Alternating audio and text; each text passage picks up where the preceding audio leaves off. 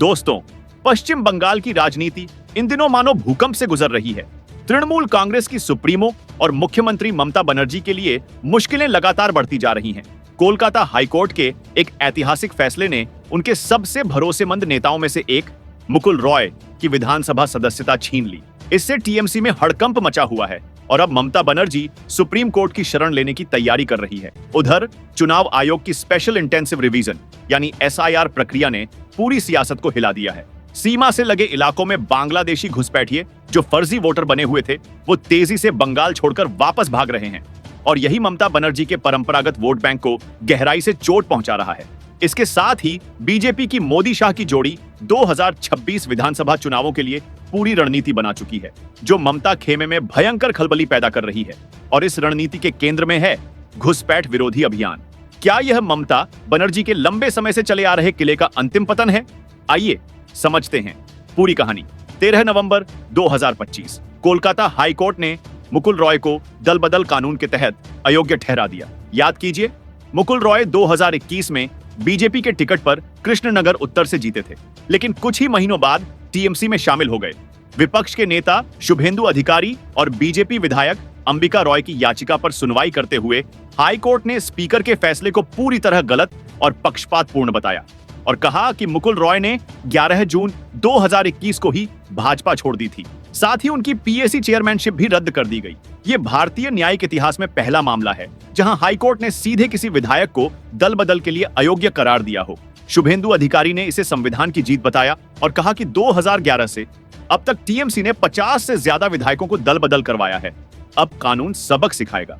ममता बनर्जी के लिए यह व्यक्तिगत राजनीतिक झटका था, क्योंकि मुकुल रॉय टीएमसी के भीतर बेहद प्रभावशाली नेता माने जाते थे। अब टीएमसी सुप्रीम कोर्ट जाने की तैयारी कर रही है। ममता बनर्जी अपने सबसे महंगे और सबसे दमदार वकीलों की टीम उतारने जा रही है। लेकिन राजनीतिक विश्लेषकों का कहना है, कानूनी लड़ाई भले जीत जाएं, राजनीतिक नुकसान टालना बेहद मुश्किल होगा, क्योंकि मुकुल रॉय की सीट पर उपचुनाव का रास्ता खुल गया है और यह बीजेपी के लिए बेहद सुनहरा अवसर हो सकता है।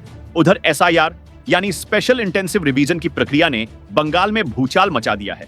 डोर टू डोर वोटर सूची जांच के दौरान हकीमपुर, स्वरूपनगर, बसीरहाट जैसे सीमावर्ती इलाकों से सैकड़ों अवैध बांग्लादेशी प्रवासी अपने देश की ओर लौट रहे हैं। बीजेपी आईटी सेल के प्रमुख अमित मालवीय ने वीडियो जारी करते हुए कहा, ममता बनर्जी का संजोया हुआ वोट बैंक अब ढहने की कगार पर है।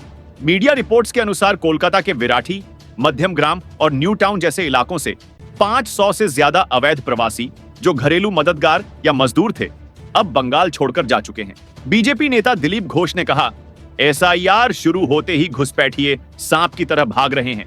शुभेंदु अधिकारी ने चुनाव आयोग को पत्र लिखकर कहा है कि टीएमसी ने फर्जी जन्म प्रमाण पत्र बनवाकर वोटर लिस्ट में बड़े पैमाने पर ऐसे लोगों के नाम जोड़े थे जिनकी अब पोल खुल रही है। साल 2011 में बंगाल की मुस्लिम आबादी 27% थी। घुसपैठ के कारण यह 35% तक पहुंच गई। लगभग 6000 गांवों में हिंदू आबादी बेहद कम रह गई। बीएसएफ ने सिर्फ नवंबर में ही 94 से ज्यादा घुसपैठियों को पकड़ा है। बीजेपी का दावा है 2026 के चुनावों में साफ सुथरी वोटर लिस्ट ममता सरकार को उखाड़ फेंकेगी। साफ दिख रहा है कि मुकुल रॉय का मामला और एसआईआर की वजह से हो रहा अवैध वोटरों का पलायन बीजेपी को बंगाल में एक मजबूत स्थिति दे रहा है। इसी बीच कोर्ट से लगातार खराब फैसलों ने ममता बनर्जी को और घेरा है। चाहे मामला उनके भतीजे अभिषेक बनर्जी का हो या उनके भरोसेमंद मुकुल रॉय का, हर तरफ से उन्हें झटके पर झटका लग रहा है। अब ममता बनर्जी मुकुल रॉय की सदस्यता बचाने के लिए सुप्रीम कोर्ट में हर हथकंडा आजमा रही है। लेकिन मुश्किल यह है कि हाई कोर्ट का फैसला पूरी तरह तथ्य आधारित है और सुप्रीम कोर्ट में बीजेपी के वकील वही सारे साक्ष्य फिर से रखेंगे। ऐसे में ममता की कानूनी लड़ाई बेहद कठिन साबित होने वाली है। उधर एसआईआर को लेकर ममता बनर्जी विरोध मार्च निकालने जा रही है, लेकिन यह विरोध खुद यह साबित कर रहा है कि अवैध घुसपैठियों के वोट ही उनका असली ऑक्सीजन थे। और अब जब यह ऑक्सीजन ही बंगाल छोड़ रहा है, तो राजनीतिक जमीन खिसकना स्वाभाविक है।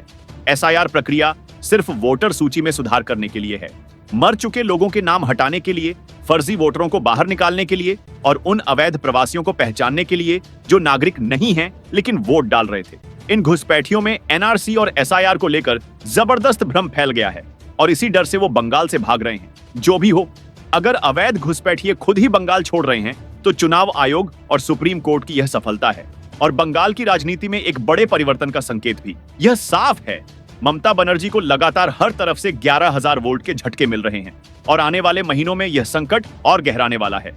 तो दोस्तों, ममता बनर्जी के लिए यह लगातार झटकों का दौर आखिर कहां जाकर रुकेगा? क्या मुकुल रॉय की सदस्यता वापस मिल पाएगी?